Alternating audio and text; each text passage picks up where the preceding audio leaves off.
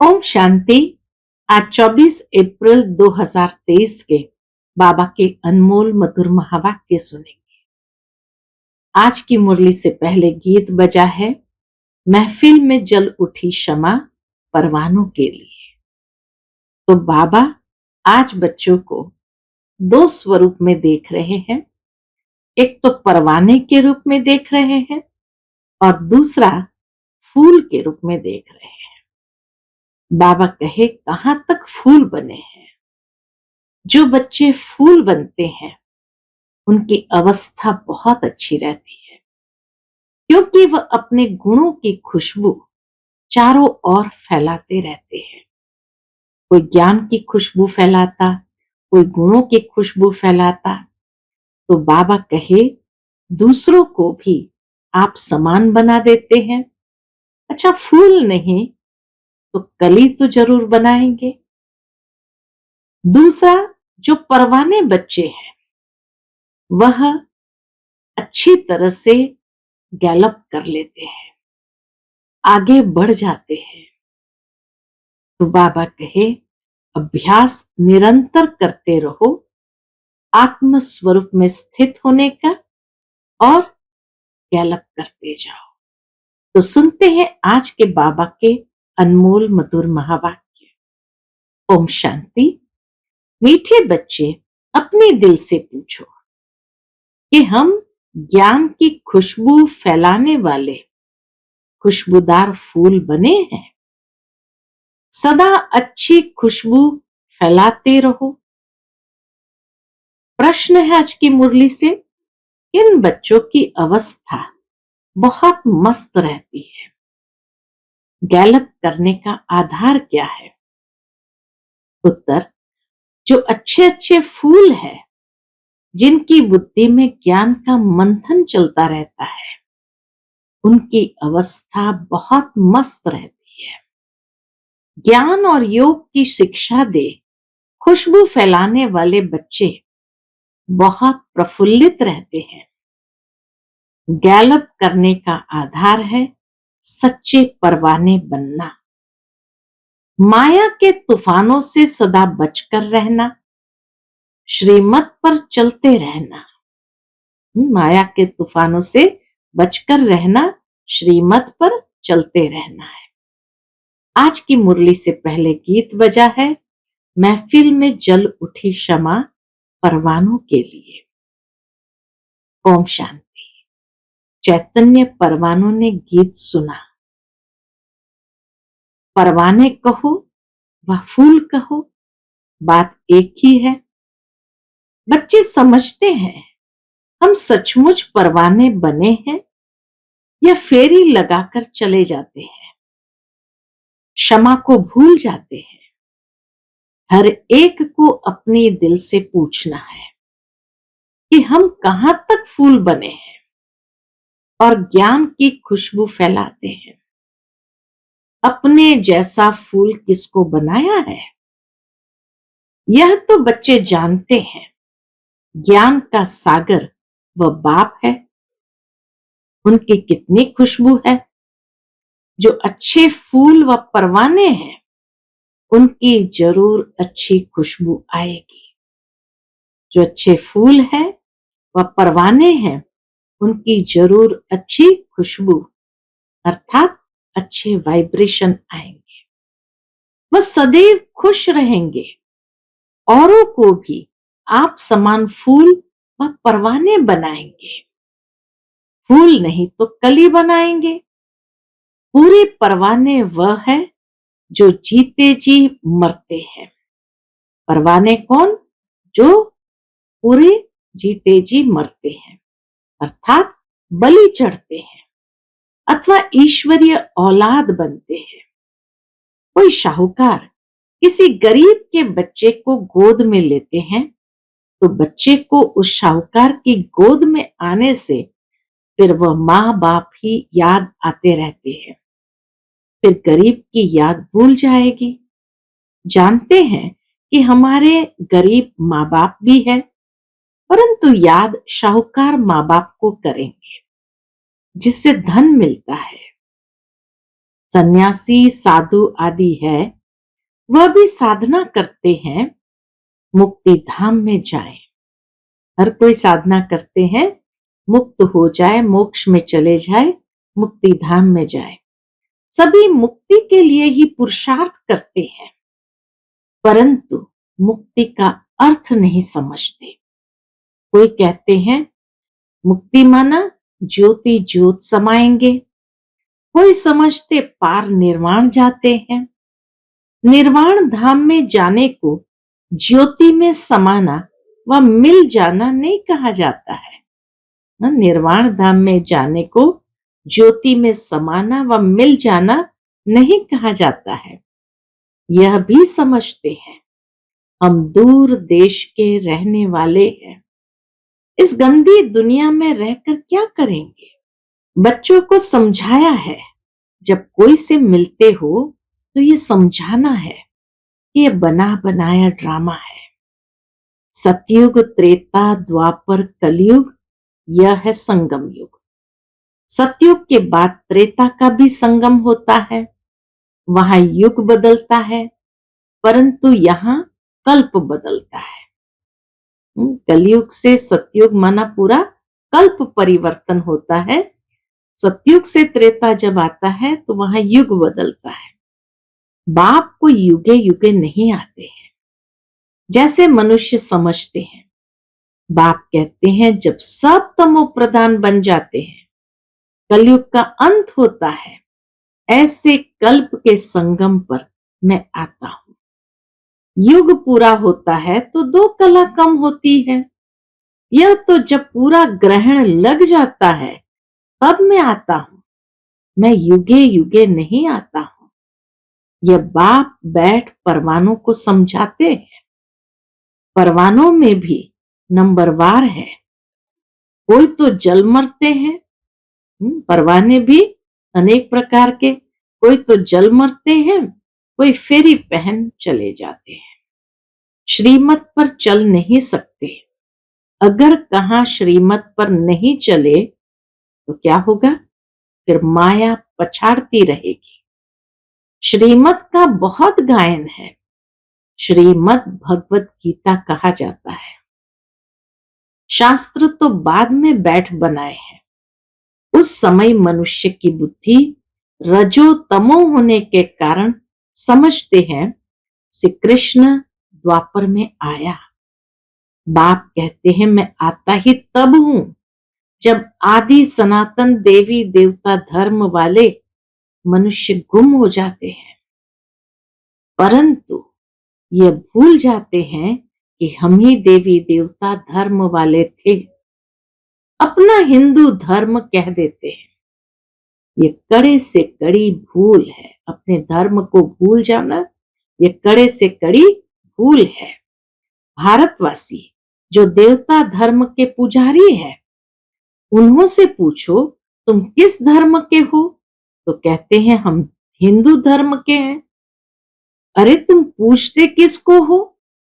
भारतवासी अपने धर्म को ही नहीं जानते।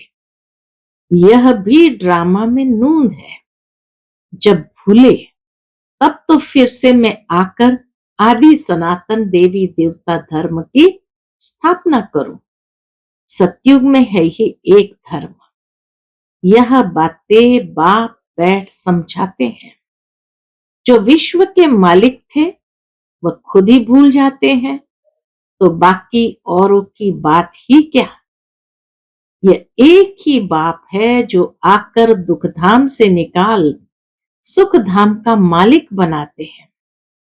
तुम कहेंगे अभी हम नरक के मालिक हैं, दुनिया को तमो प्रधान तो बनना ही है। सब पतित है, तब तो पावन के आगे जाकर नमस्ते करते हैं। मनुष्य सन्यासियों आदि को गुरु बनाते हैं क्योंकि वह पावन है। समझते हैं गुरु द्वारा पावन नहीं बनेंगे तो सदगति कैसे होगी, परंतु फॉलो तो करते नहीं। जो गुरु की शिक्षाएं हैं उसको भी फॉलो करते नहीं। गुरु लोग फिर उनको कहते भी नहीं है कि तुम फॉलो कहां करते हो। पवित्र कहाँ रहते हो? यहाँ तो बाप कहते हैं, अगर तुम पावन निर्विकारी बनते हो तो मेरे फॉलोवर हो, नहीं बनते हो तो तुम फॉलोवर नहीं हो, उच्च गति को पा नहीं सकेंगे। सन्यासी ऐसे नहीं कहेंगे कि फॉलो करो नहीं तो सजा खानी पड़ेगी। ये बाप कहते हैं, श्रीमत पर चलो नहीं तो बहुत त्राही त्राही करना पड़ेगा। बाबा कहे, ये तो बाप समझाते, बाकी कोई सन्यासी किसी को कह नहीं सकते कि तुम फॉलो करो नहीं तो बहुत सजा खानी पड़ेगी। वह तो समझते आत्मा निर्लेप है, परंतु नहीं, आत्मा ही सुख दुख देखती है, ये कोई भी समझते नहीं। बाबा बार बार समझाते हैं, बच्चे मंजिल बहुत भारी है। इस समय तुम पुरुषार्थ करते हो जबकि दुखी हो। तुम जानते हो सतयुग में हम बहुत सुखी रहेंगे, वहां यह पता नहीं रहेगा कि हमको फिर दुखधाम में जाना है।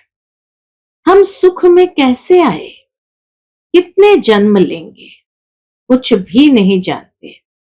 अभी तुम जानते हो कि ऊंच कौन ठहरे। तुम ईश्वर की औलाद होने के कारण जैसे ईश्वर नॉलेजफुल है, तुम भी नॉलेजफुल ठहरे।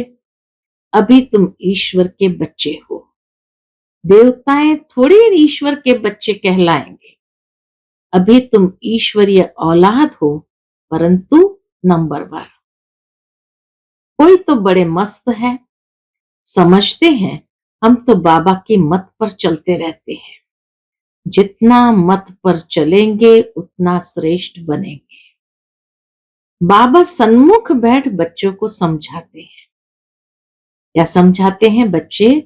देह अभिमान छोड़ो, देही अभिमानी बनो, निरंतर याद करो, परंतु सदैव याद कर नहीं सकेंगे।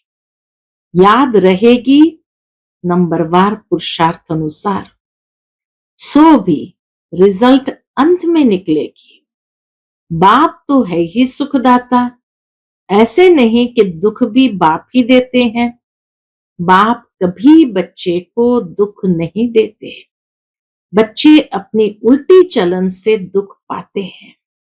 बाप दुख नहीं दे सकते, कहते हैं हे भगवान बच्चा दो तो कुल वृद्धि को पाएगा।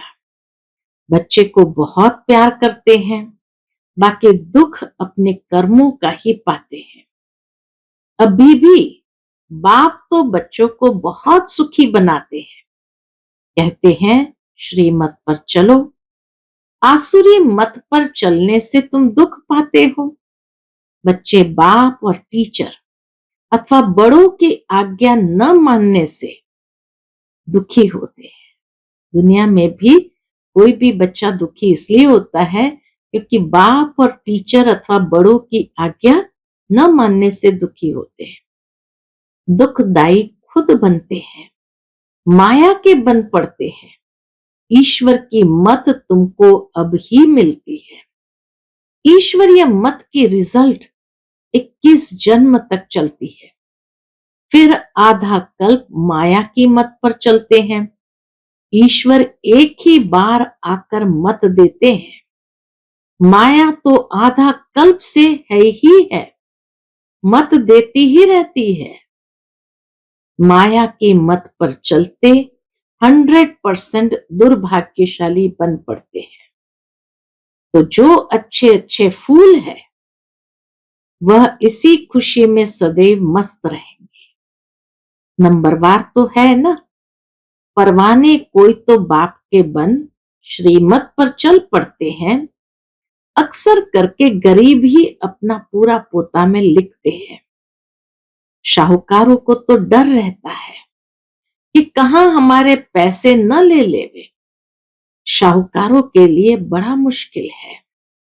बाप कहते मैं गरीब निवास हूं। दान भी हमेशा गरीब को ही किया जाता है। सुदामे की बात है ना, चावल चपटी ले उनको महल दे दिया। तुम हो गरीब, समझो कोई के पास 25-50 रुपया है, उनसे 1-2 आना देते हैं। शाहूकार 50,000 दे तो भी इक्वल हो जाता है, इसलिए गरीब निवास कहा जाता है। शाहूकार लोग तो कहते हमको फुर्सत नहीं मिलती, क्योंकि पूरा निश्चय नहीं है। तुम हो गरीब, गरीबों को धन मिलने से खुशी होती है। बाबा ने समझाया है, यहाँ के गरीब वहां शाहूकार बन जाते हैं और यहाँ के शाहूकार वहां बहुत गरीब बन पड़ते हैं। कोई कहते हम यज्ञ का ख्याल रखे या कुटुंब का रखे।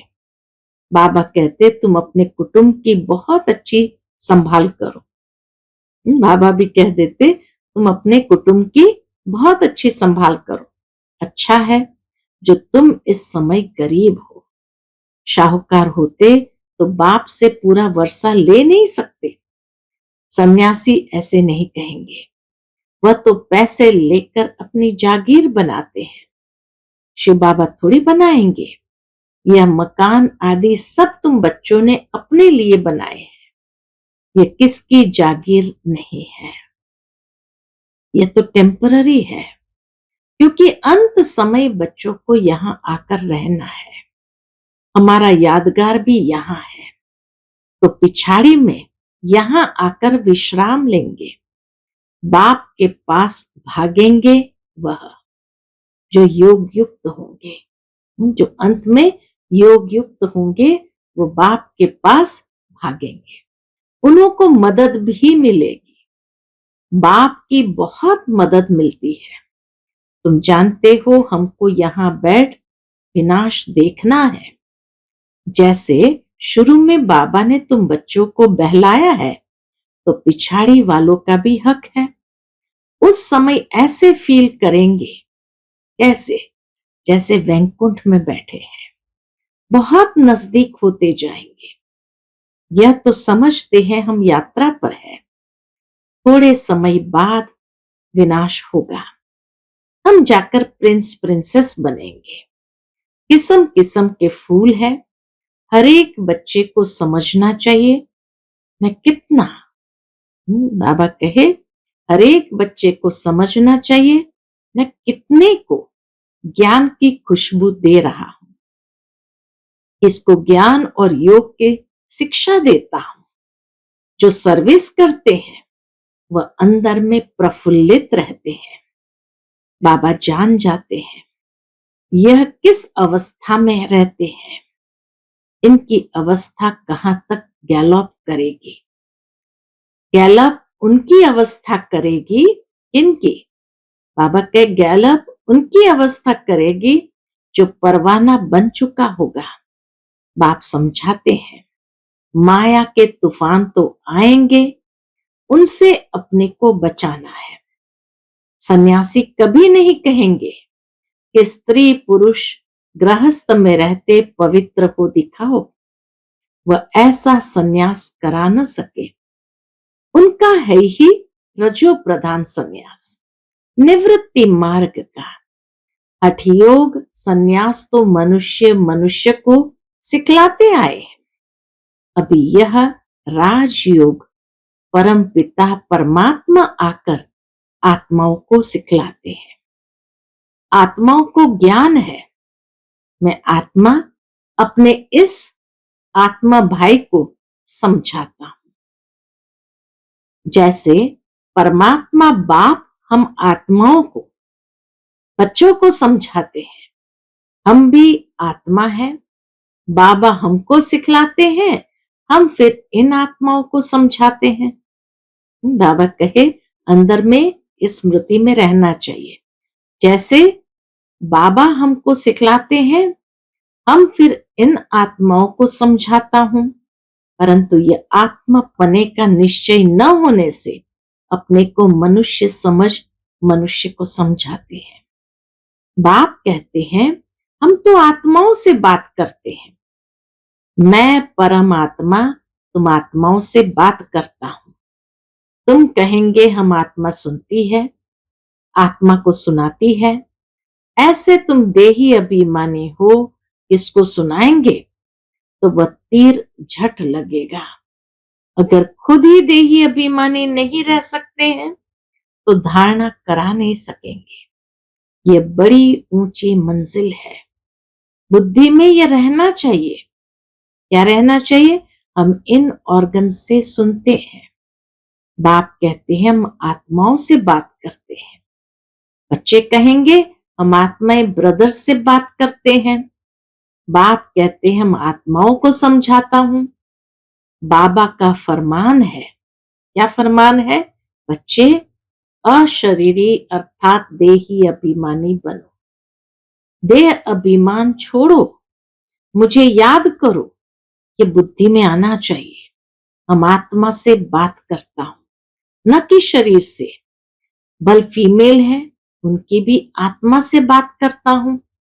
तुम बच्चे समझते हो हम बाबा के तो बन गए। तुम बच्चे समझते हो हम बाबा के तो बन गए, परंतु नहीं, इसमें बड़ी सूक्ष्म बुद्धि चलती है। मैं आत्मा समझाता हूं, ये बुद्धि में आता है। ऐसे नहीं मैं फलानी को समझाता हूं, नहीं, यह हमारा भाई है, इनको रास्ता बताना है। ये आत्मा समझ रही है, ऐसे समझो। तब आत्मा को तीर लगे। देह को देखकर सुनाते हैं तो आत्मा सुनती नहीं है। पहले ही वार्निंग दो। बाबा कहे पहले ही वार्निंग दो। मैं आत्मा से बात करता हूं। आत्मा को तो न मेल कहेंगे न फीमेल कहेंगे। आत्मा तो न्यारी है। मेल फीमेल शरीर पर नाम पड़ता है। जैसे ब्रह्मा सरस्वती को मेल फीमेल कहेंगे, शंकर पार्वती को मेल फीमेल कहेंगे, शिव बाबा को न मेल न फीमेल कहेंगे। तो बाप आत्माओं को समझाते हैं। ये बड़ी मंजिल है। बाबा की आत्मा इनको समझाती है।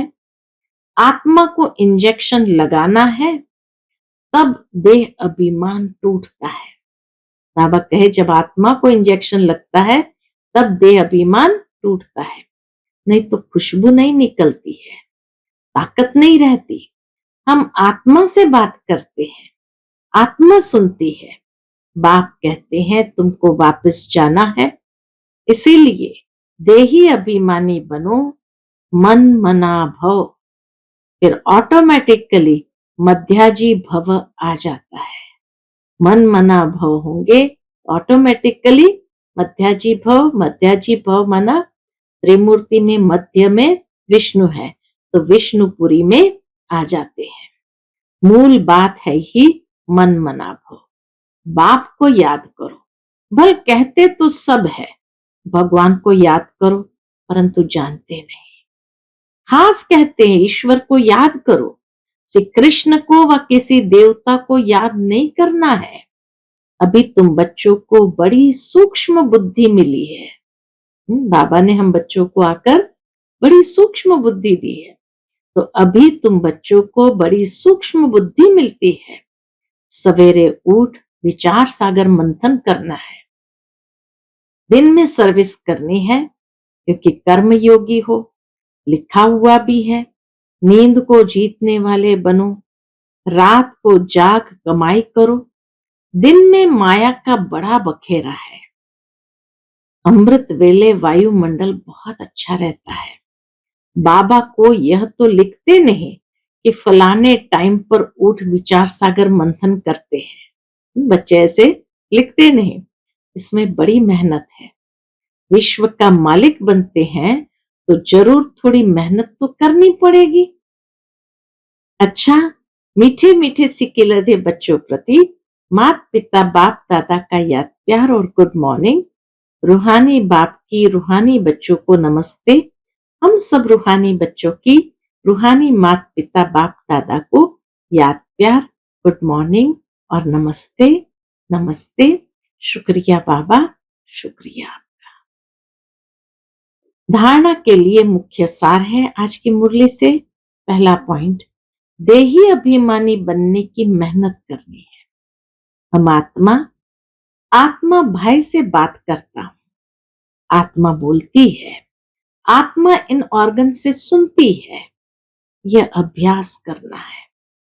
दूसरी पॉइंट, उच्च गति के लिए पावन निर्विकारी बनना है। जीते जी मरकर पूरा परवाना बनना है। आज का बाप दादा का मधुर वरदान हम बच्चों के प्रति है, एक हिम्मत की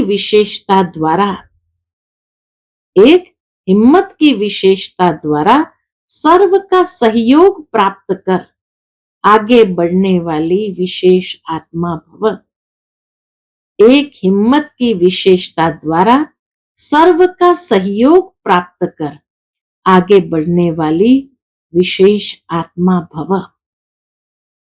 जो बच्चे हिम्मत रखकर निर्भय होकर आगे बढ़ते हैं, उन्हें बाप की मदद स्वतः मिलती है।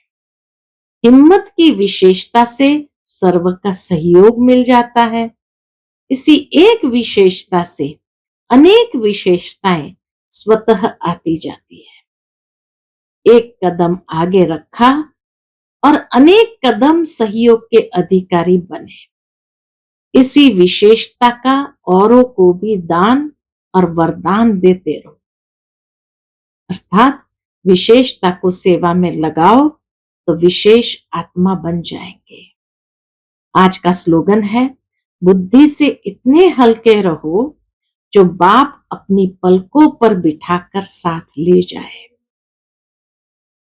बुद्धि से इतने हल्के रहो जो बाप अपनी पलकों पर बिठाकर साथ ले जाए। अच्छा, ओम शांति।